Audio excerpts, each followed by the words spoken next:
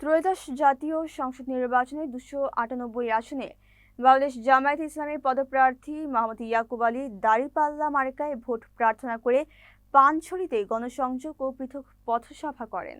মঙ্গলবার পানছড়ি উপজেলার বিভিন্ন গুরুত্বপূর্ণ এলাকায় তিনি দলীয় নেতাকর্মীদের সঙ্গে সাধারণ ভোটারদের সঙ্গে সরাসরি মতবিনিময় করেন। এ সময় তিনি পাহাড়ি ও বাঙালি জনগোষ্ঠীর সঙ্গে কুশল বিনিময় করে নির্বাচনী জামায়াতে ইসলামীর অবস্থান ও কর্মসূচি তুলে ধরেন। পথসভায় মোহাম্মদ ইয়াকুব আলী বলেন, পাহাড়ি ও বাঙালি জনগোষ্ঠীর পারস্পরিক সম্প্রীতি এবং ন্যায়ভিত্তিক উন্নয়নই আমার রাজনীতির মূল লক্ষ্য।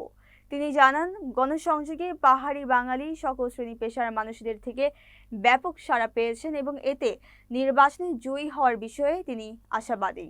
অবশেষে তিনি ভোটারদের আশ্বাস দেন, নির্বাচনে বিজয়ী হলে পার্বত্য অঞ্চলের ভূমি সমস্যা, অবকাঠামো উন্নয়ন, শিক্ষা ও কর্মসংস্থানের সুযোগ বৃদ্ধি সহ সার্বিক উন্নয়নে কার্যকর ভূমিকা রাখবেন।